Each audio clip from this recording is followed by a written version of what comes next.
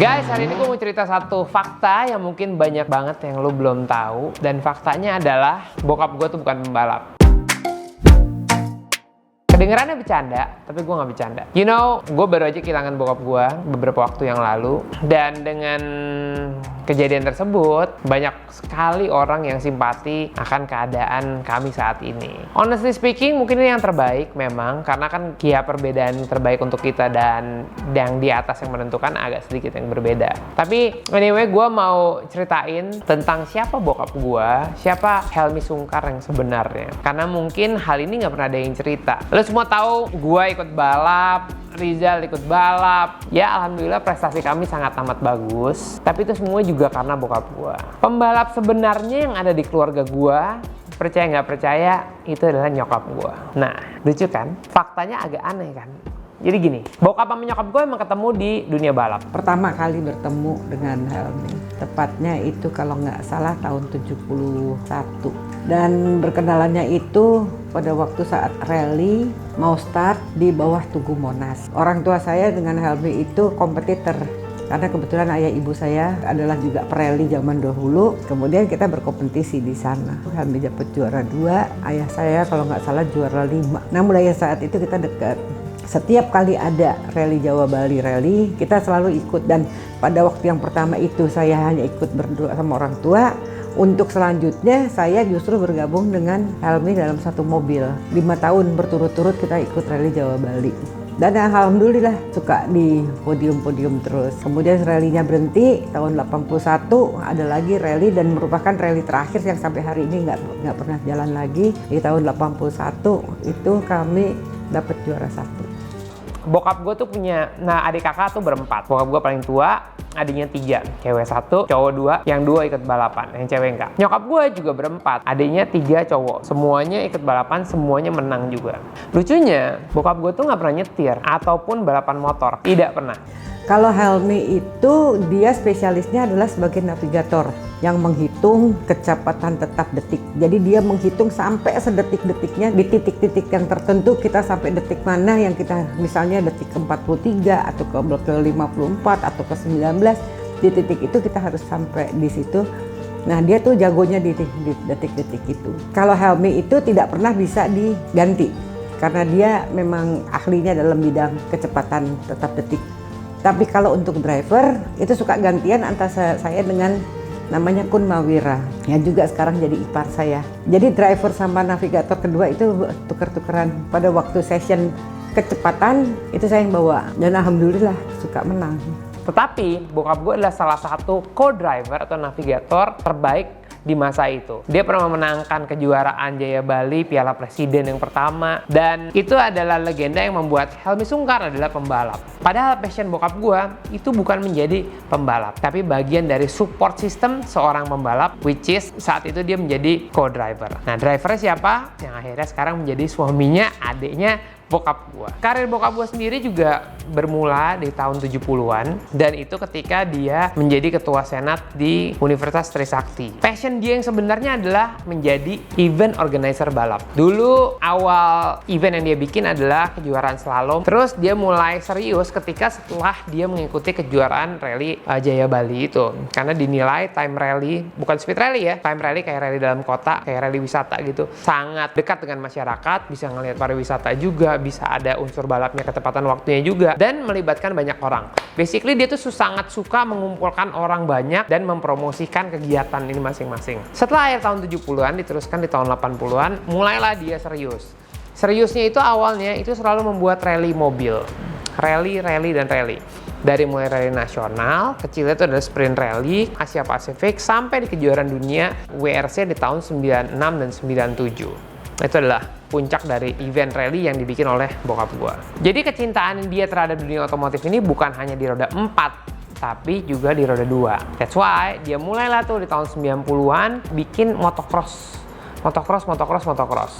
dan grass track. Di aspal juga dia sempat bikin road race, tapi pada saat itu belum populer. Yang goal utamanya adalah membuat kejuaraan MotoGP di sirkuit Sentul, dan itu kejadian juga dia menjadi salah satu dari panitia event tersebut. Nah lanjut, ternyata motocross tuh memang naik daun, bener-bener naik daun banget, naik daun. Dan dia bikin sampai kejuaraan, kalau nggak salah kejuaraan dunia juga dulu. Gue juga lupa tahun berapa, tapi banyak banget orang Australia nginep di rumah gue dulu, dan salah satunya adalah Chad Reed. Berlanjut, motocross rame, udah ada MotoGP. Setelah ada MotoGP, baru ada kejuaraan road race di jalan. Itu lucunya negara kita. Bokap gue selalu bilang, kita tuh negara yang sangat amat besar. Orang tuh selalu pikir apa yang terjadi di Jakarta terjadi di seluruh Indonesia. Padahal Jakarta cuma setitiknya Indonesia. Dia malah sangat amat jarang menyelenggarakan event di daerah Jakarta. Sangat jarang dari dulu. Kan dia bilang kita harus gedein daerah orang. Daerah orang itu penting untuk Indonesia. Dan potensinya itu sangat ada. Makanya banyak sekali kejuaraan yang dia bikin tuh daerahnya Sumatera sama Jawa-Jawa Tengah, Jawa Timur, Bali, NTT, Lombok gitu. Kalimantan juga sampai ada Banjarmasin, Samarinda. Gitulah. Pokoknya dia bukan menjauhi Jakarta, tapi dia bilang Jakarta tuh cukup. Event di Jakarta tuh cukup. Dan orang tuh punya banyak pilihan untuk bikin event di Jakarta. Jadi kita bikinnya di luar aja. Lagi pula juga kita berkontribusi untuk kemajuan daerahnya masing-masing. Singkat cerita, di tahun 90-an akhir, mulailah tuh road race mulai banyak. Kita tuh aneh ya, negara yang sangat banyak penduduknya, tapi miskin sekali sama fasilitas balapan. Sehingga kita harus banget menikmati balapan yang konsepnya adalah menutup jalan raya. Kenapa? Karena kita nggak punya pilihan. Selain kita nggak punya pilihan, kita juga nggak dikasih support sama pemerintah yang tidak berpikir bahwa ini adalah fasilitas yang penting. Mau balapan di jalan, nggak boleh, diusir. Dan itu emang membahayakan sekali. Nggak boleh balapan di jalan. Tapi solusinya apa? Nggak boleh balapan beneran. Kita suruh mancing. Kan kita nggak suka mancing. Harus ada tempat menyalurkan bakat. Makanya dari mulai road race yang mulai banyak ini, bokap juga lihat, balapan yang paling rame juga adalah drag bike. Ya udah dibikinin lah drag bike dengan susah payah, penuh dengan challenge, karena lagi-lagi kan nggak semua daerah punya fasilitas ya, jadi kita harus pakai jalanan umum. Bokap gue bilang bedanya negara maju sama negara berkembang. Negara maju sesuai dengan namanya, pikirannya maju, jadi orang-orangnya maju dalam arti kalau yang ini nggak bisa dilakukan di sini, solusinya apa? Kita bikin tempat yang proper, maju. Tapi kalau negara berkembang, sampai kapanpun akan berpikir gimana ya cara ngembanginnya, bukannya kita mau maju tapi kita berkembang di satu titik yang sama terus. Jadi mungkin di generasi baru ini bisa mensupport ide bokap gue untuk bisa mengembangkan potensi daerahnya melalui dunia olahraga motorsport. Dan sebetulnya balap atau motorsport cabang olahraga kedua terbesar setelah bola di Indonesia. Cuma kita nggak sadar aja. Setiap kali mau ada acara kenal pot keras dikit diusir, ya kan? Terus abis itu kalau mau nutup jalan pas ada event nggak mungkin. Jadi emang kita kayak disingkirkan gitu. Makanya bokap gue itu sangat peduli banget, segala macam cara kita harus bikin di sini, kita harus bikin di sana, kita harus bikin di sini. Kembali ke cerita roda 4. Di akhir tahun 80-an, tepatnya tahun 89, bokap gue menyelenggarakan satu event yang sangat berjasa untuk gue pribadi. Sebetulnya eventnya bukan buat gue, tapi ini event sangat berjasa. Tahun 89 pertama kali bokap gue bikin event namanya BSD Sprint Rally. Pada saat itu kalau nggak salah BSD itu masih sangat sepi sekali dan butuh gimana caranya mengembangkan lokasi daerah situ. Bokap selalu bilang, kalau ada event motorsport, artinya orang akan dipaksa untuk datang ke sebuah daerah baru dan daerah itu akan dengan sendirinya terkenal. Makanya tips bokap gue selalu bilang, kalau bikin acara itu usahakan di perumahan-perumahan baru atau daerah-daerah yang berkembang yang butuh kita juga. Banyak daerah yang nggak butuh kita, ya udah nggak apa-apa. Kita bawa ke daerah yang baru, daerah baru itu akan punya emotional bonding terhadap penyelenggara karena dia akan berusaha yang terbaik memperlihatkan bagaimana daerah itu akan berkembang di masa yang akan datang. Cerita ini akurat sekali dengan cabang olahraga yang gue ikuti, yaitu Sprint Rally yang diselenggarakan di BSD. Dimulai tahun 89, tentu gue nggak ikut di tahun 89 karena gue masih umur berapa. Bokap gue bikin BSD Sprint Rally yang akhirnya Sprint Rally ini jauh lebih besar daripada kejuaraan Sprint Rally tingkat nasional. Konsep utamanya adalah gini, semua orang yang udah jago, udah punya event. Gimana caranya yang junior harus jadi juara? Jadi senior-senior nggak boleh ikut, hanya untuk kejuaraan junior, dan itu menarik. Gua ikut pertama kali tahun 95 di sana, tepatnya tanggal 22 Oktober tahun 95, yaitu waktu gue ulang tahun. Kebetulan BSD Sprint Rally-nya adalah event penutup tahun, jadi semua orang ikut, dan gue tidak akan melupakan di event pertama, di SS pertama, gue juara umum 2. Tapi karena mobilnya dipakai 2 kali, kalau sprint boleh dipakai 2 kali, akhirnya gue SS berikutnya gue nggak bisa ikut karena mobilnya yang dipakai pertama kali mobilnya rusak, bannya lepas. Siapakah pelakunya? Nyokap gue. Nyokap gue nyetir mobil itu, ada batu gede banget, dia tabrak, bannya copot, dan gak cukup waktu untuk kita menyelesaikan event kali itu. Tapi nggak apa-apa. Bokap gue bilang, nggak apa-apa Fat, kalau kamu udah menang di event pertama, walaupun event terakhir, nanti kamu dianggap udah senior. Jangan dong, katanya. Jadi jangan pernah nyeselin apa yang sudah terjadi. Kalau nyesel hal yang tidak terjadi aja, which is yang nggak ada. Tahun 96 dan seterusnya akhirnya gue mengikuti kejuaraan sprint rally BSD, dan itu adalah awal dari karir gue dengan mobil.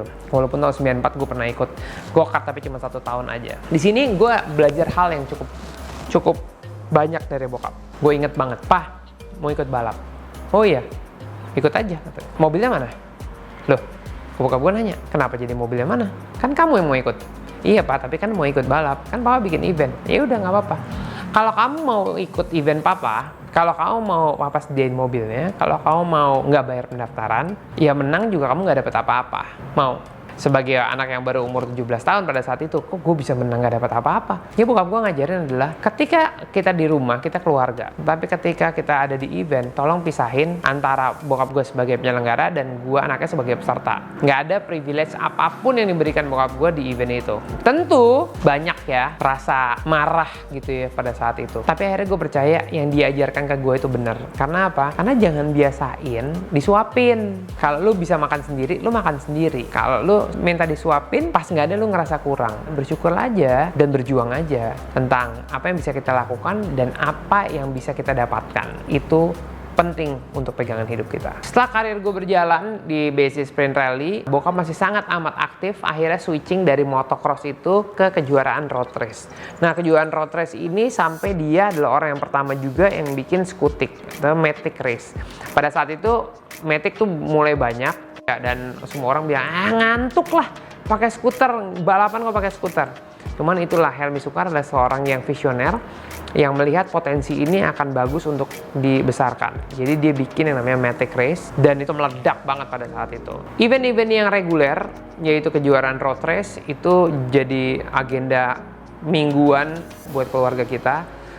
Gue sendiri juga nggak pernah datang ke acara balapan motor karena saking banyaknya sampai bingung mau pilih yang mana. Paralel antara road race itu naik, motocross juga masih ada, tapi udah nggak segitunya. Ya, ketika road race itu lagi jaya-jayanya sekali, motocross itu tergantikan dengan event drag bike. Nah, event drag bike ini luar biasa naik dan berjalan terus sampai akhirnya bokap gue pensiun kira-kira 4 atau 5 tahun yang lalu. At the end, kenapa Helmy Sungkar tuh sangat dikenang oleh orang banyak? Karena lu nggak akan percaya apa yang dia lakukan. Dia bisa membantu orang dengan cara meminjam ke orang lain. Saking punya hati baik. Mungkin itu kelewat baik, tapi apa yang dia tanam, apa yang kita petik sekarang. Relationship-nya dia terhadap semua orang yang ada di event. Semua orang, mau nggak di event juga semua orang deh. Itu luar biasa besar. Orang kalau bayar pendaftaran, ya udahlah ya. Kalau bokap gue, orang bayar pendaftaran, tendanya termasuk, mejanya termasuk, kursinya termasuk, sarapannya termasuk. Membina hubungan dengan pembalap itu adalah kewajiban. Membina hubungan dengan media itu bukannya wajib lagi, kata bokap. Itu adalah orang yang terpenting yang mesti kamu maintain. Jadi dari mulai treatmentnya dia, dari mulai jemputnya, dari mulai penginapannya, dari mulai fasilitinya di sebuah area, itu adalah kehebatan dari bokap gue. Jadi kalau gue sekarang harus berkomentar adalah gue harus bilang satu hal, terima kasih Papa yang mengajarkan kami banyak hal, terutama bagaimana membina relationship yang sangat baik dengan orang banyak. Tetapi dengan video ini pun juga kalian tahu, sebenarnya gue memang terlahir dari dunia keluarga yang suka balap. Tapi bokap gue bukan seorang pembalap. Jadi kalian kalau punya satu keinginan dalam hidup, nggak mesti orang tuanya seperti apa. Tipis-tipis aja mereka punya ilmu. Gue belajar nyetir, gue belajar banyak dari lingkungan bokap gue, bukan dari bokap gue. Yang ngajarin gue balapan, yang ngajarin gue nyetir adalah nyokap gue dan om-om gue. Jadi selalu optimis dalam keadaan apapun, siapapun, kenalan apapun, kamu harus hormati mereka. Karena pasti banyak ilmu yang bisa kita serap dari relationship yang dibuat oleh orang tua kita demi kebaikan kita di waktu yang akan datang. Salah satu yang paling gue hormati adalah temen baik bokap gue, yang itu Om Subronto Laras. Om Bronto adalah senior bokap gue. Dia pernah bikin video tentang cerita Helmy Sungkar itu siapa. Mungkin kalian bisa, kalau mau ngeklik, ini videonya di atas ini. Ini ada link dari video yang pernah dia buat. Itu adalah salah satu cerita yang paling genuine karena beliau juga kenal bokap gue udah cukup lama. Oke, Itu adalah cerita singkat tentang Helmy Sungkar. Mungkin kalian juga salah satu peserta dari event yang pernah diselenggarakan bokap gue. Tulis komentar sebanyak-banyaknya biar orang bisa mengenang tentang Helmy Sungkar itu siapa. Dia tidak pernah punya obsesi untuk jadi orang gede. Buat dia, menjadi seorang yang besar itu nggak penting. Tapi yang penting adalah membuat seseorang menjadi besar. Prinsip yang luar biasa. Gue harus bilang terima kasih banyak, Pak. Terima kasih bukan dari Rifat aja, dari Rifat, Vira, Rizal, dan semua komunitas otomotif di Indonesia. Yang dilakukan oleh Papa luar biasa dan saya yakin Papa tidak tergantikan oleh siapapun. Nama Papa begitu hebat dan kita akan meneruskan perjuangan ini dengan prestasi dunia olahraga yang super keren lagi untuk Indonesia. Bye, Pak.